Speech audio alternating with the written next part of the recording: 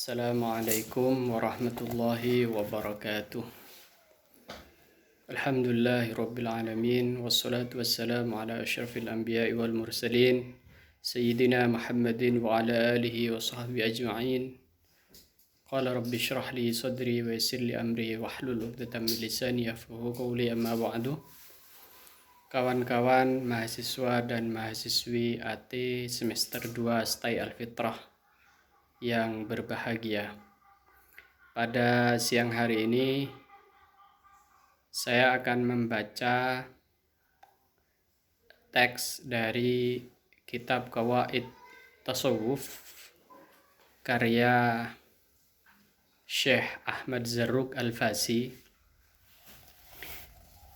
sebagai mata kuliah Qawaid Tasawuf.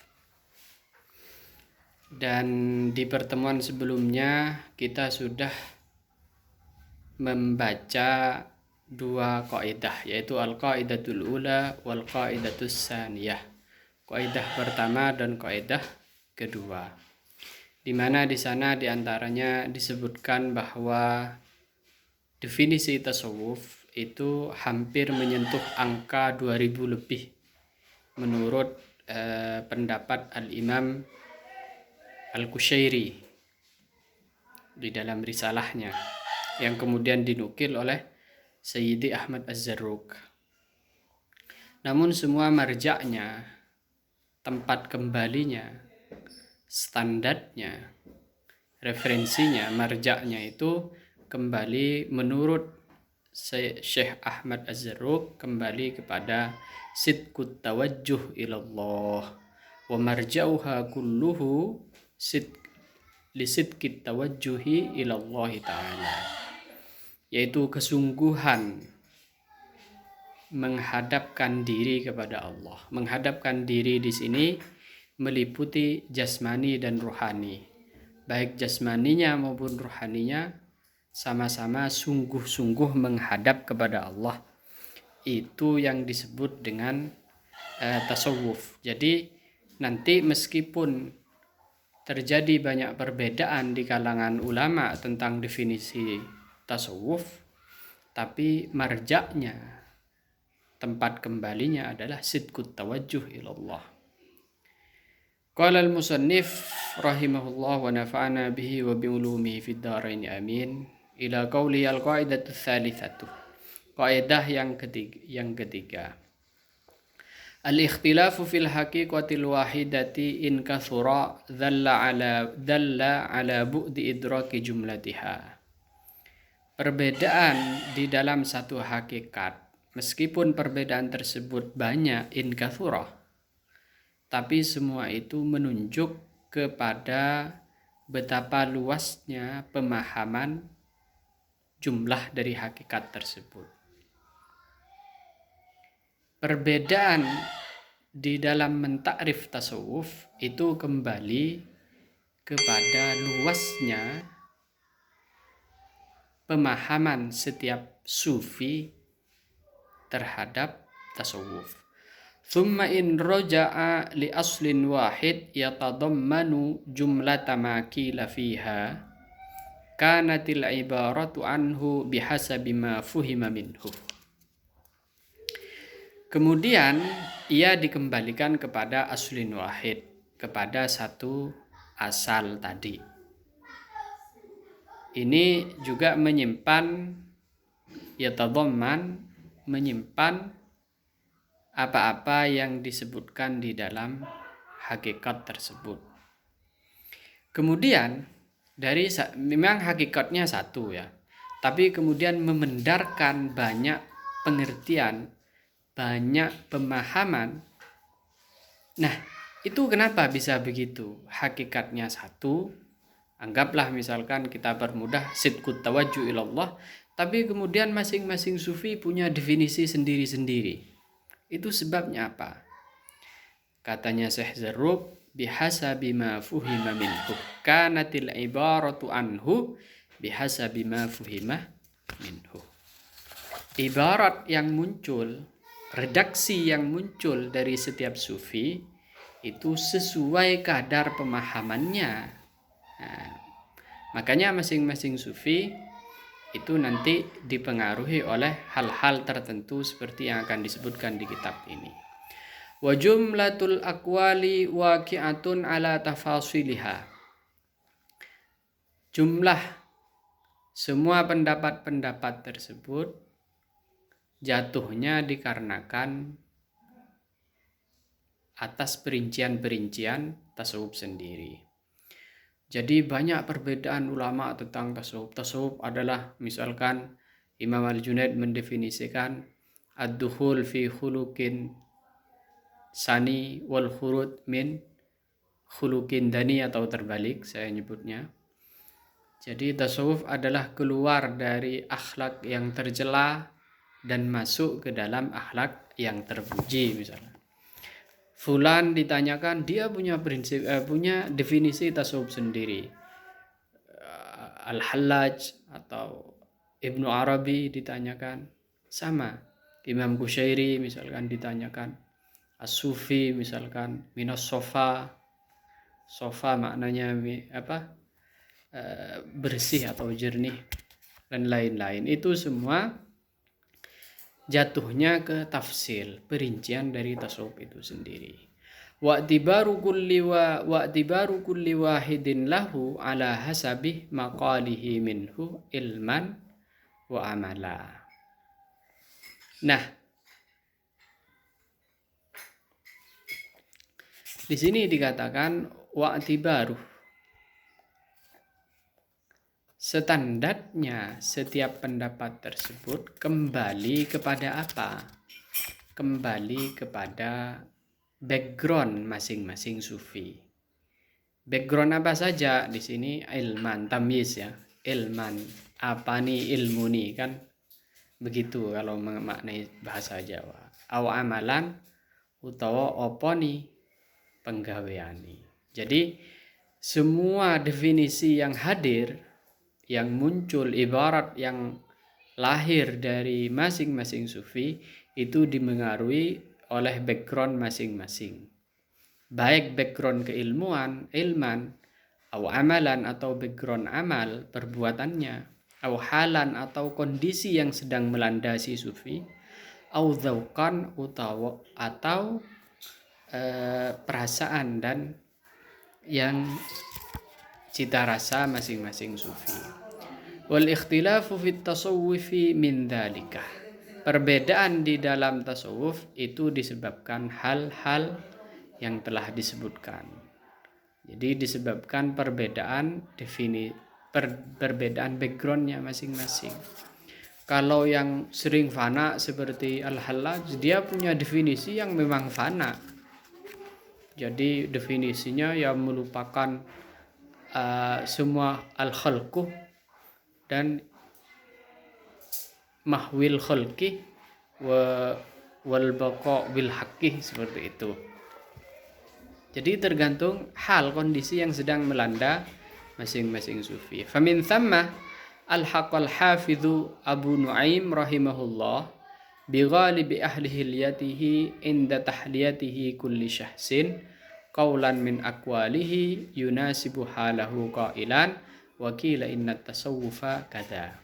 Oleh karena itu, Al-Hafidh Abu Nu'aim dalam kitab Hilyatul Awliya-nya, ini salah satu kitab babon, alias salah satu kitab yang wajib dibaca oleh pengkaji ilmu tasawuf.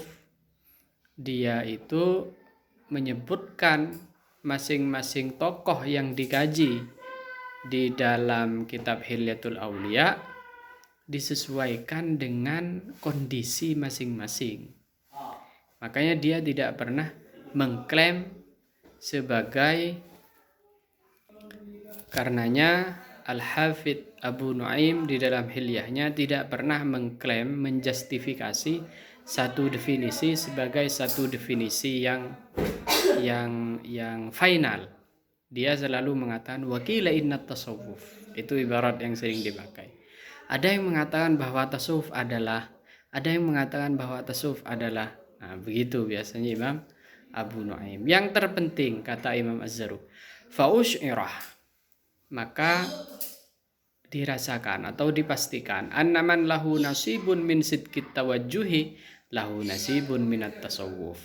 Siapapun, definisi bagaimanapun yang dihadirkan seorang sufi, selama dia ada unsur sidqut tawajjuh, maka itu definisi yang benar.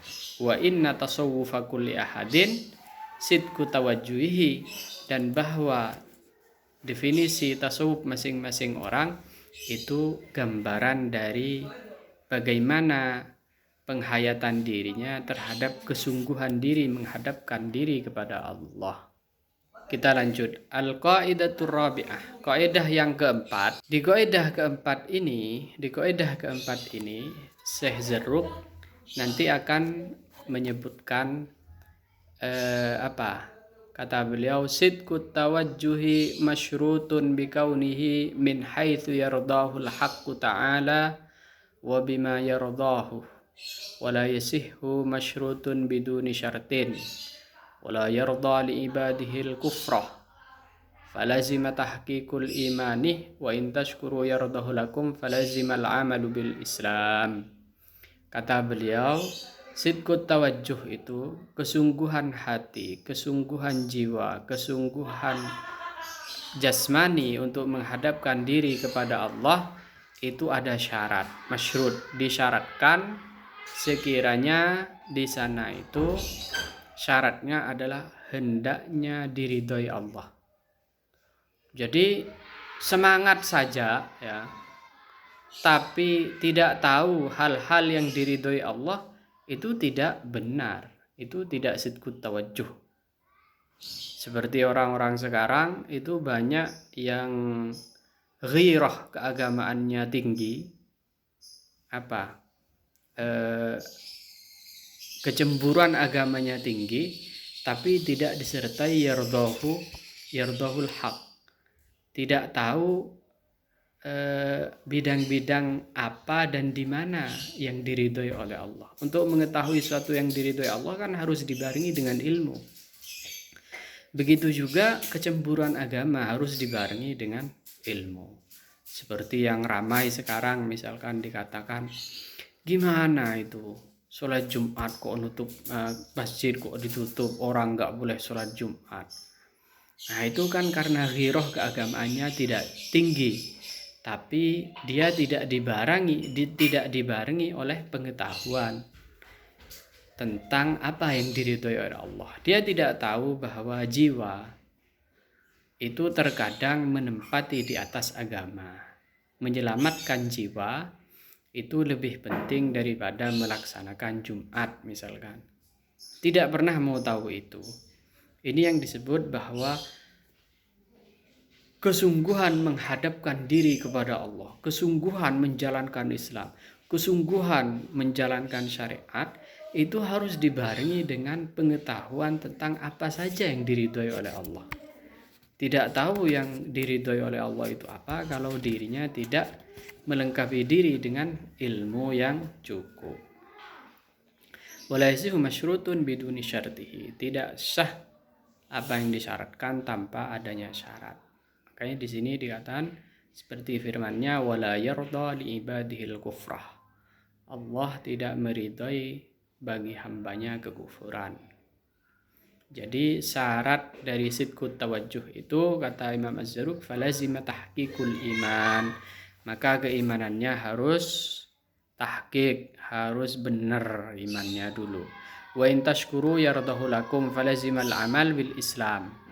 Juga harus melaksanakan keislamannya. Maka kita lanjutkan, fala tasawwufa illa bifiqhin. Tidak ada ceritanya orang bertasawuf kecuali harus dibarengi dengan fikih. Alasannya apa? Idz la tu'rafu ahkamullahi dzahirah illa minhu. Karena hukum-hukum Allah yang zahir tidak bisa diketahui kecuali dari ilmu fikih. Wala fiqha illa bitasawufin, dan tidak ada fikih kecuali tanpa ada tasawuf, kecuali dengan tasawuf. Idz la amala illa bisidqin wa tawajjuhin, karena tidak ada amal perbuatan yang akan diterima oleh Allah kecuali dengan sidqut tawajjuh, kecuali dengan kesungguhan hati, keikhlasan hati. Walahuma illa biimamin.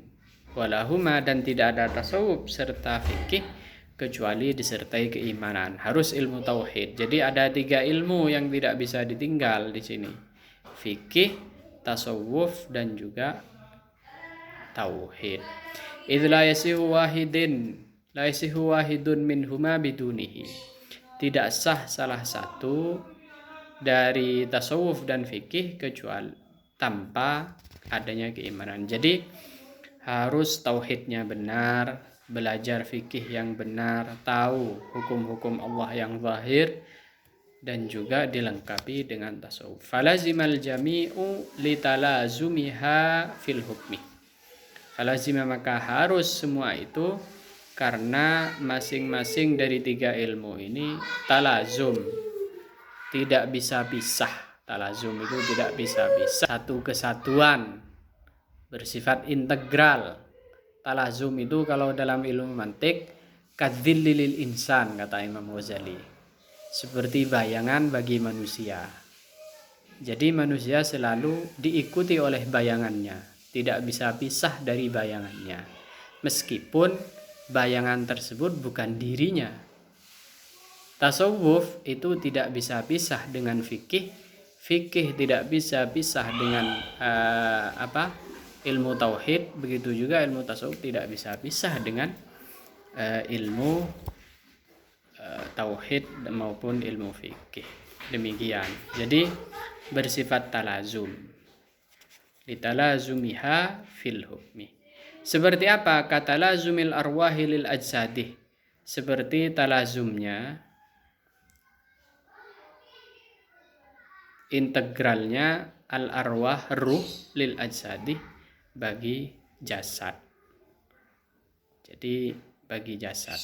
Kalau ruh itu misalkan tasawuf, jasad itu seperti fikih.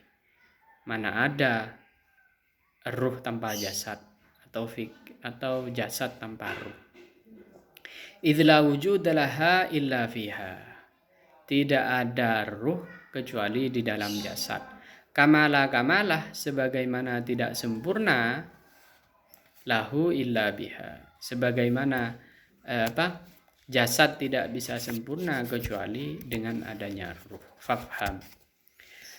Wa minhu, dari kaidah tersebut, qaulu Malik, ada pendapat Imam Malik mengatakan, ini sangat terkenal dan kalian harus hafalkan. Man tasawwafa wa lam yatafaqqaha faqad tazandaqah, wa man tafaqqaha wa lam yatasawwafa faqad tafassaqah, wa man jama'a bainahuma faqad tahaqqaqah. Man tasawwaf wa lam yatafaqqah faqad tazandaq, begitu biasanya. Man tafaqqah wa lam yatasawwaf faqad tafassaq, wa man jama'a bainahuma faqad tahaqqaq. Barang siapa yang bertasawuf tapi tidak belajar ilmu fikih, maka dia akan zindik. Dan barang siapa yang belajar ilmu fikih tapi tidak bertasawuf, maka dia akan fasik. Dan barang siapa yang mengumpulkan keduanya, maka dia menjadi orang yang benar. Benar karena sudah sampai kepada yang dimaksud oleh syariat. Qultu, ditafsirkan oleh Imam Ahmad Zarruq, tazandaqal awwaluh, menjadi zindik orang pertama bertasawuf tapi tidak mau belajar fikih. Li'annahu qala bil jabri, karena orang tersebut akan berpendapat dengan pendapat kaum fatalis, bil jabri al mujibi, yang menyebabkan linafyil hikmati wal ahkami, yang menyebabkan menafikan atau menyingkirkan hikmah dan ahkam. Hukum-hukum akan disingkirkan kalau hanya ikut tasawuf saja tapi tidak belajar ilmu fikih. Karena apa? Karena nanti dia hanya melihat orang bi'ainil haqiqah. Bi'ainil haqiqah. Dia melihat orang bermaksiat. Oh, itu kan memang dikehendaki oleh Allah, biarkan saja.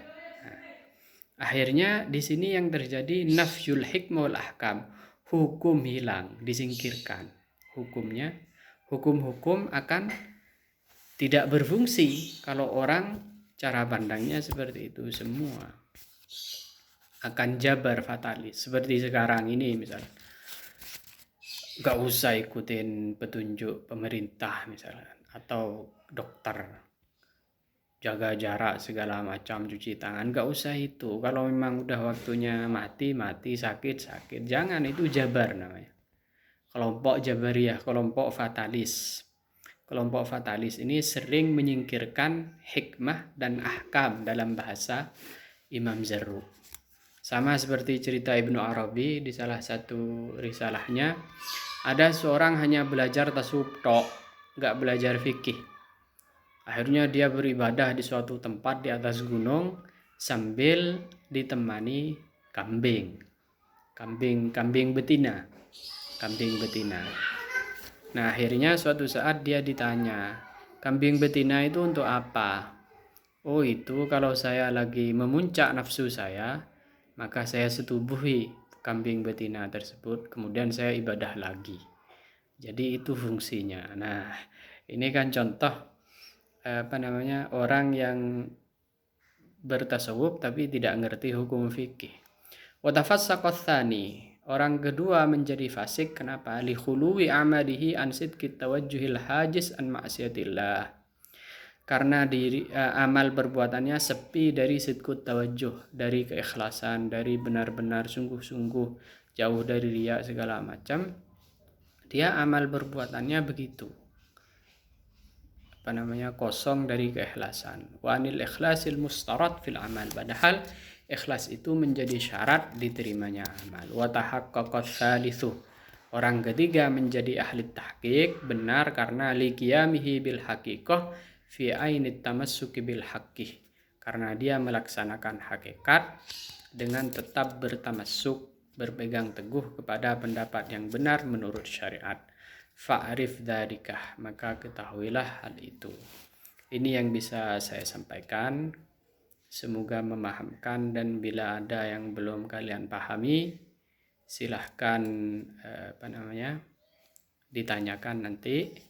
Kemudian setelah ini tanggal 1 sampai 7 itu menurut edaran STAI kalian akan libur 1 sampai 7, libur daring. Terima kasih, maaf videonya agak ramai. Allahul muwaffiq ila aqwamit thoriq. Wassalamualaikum warahmatullahi wabarakatuh.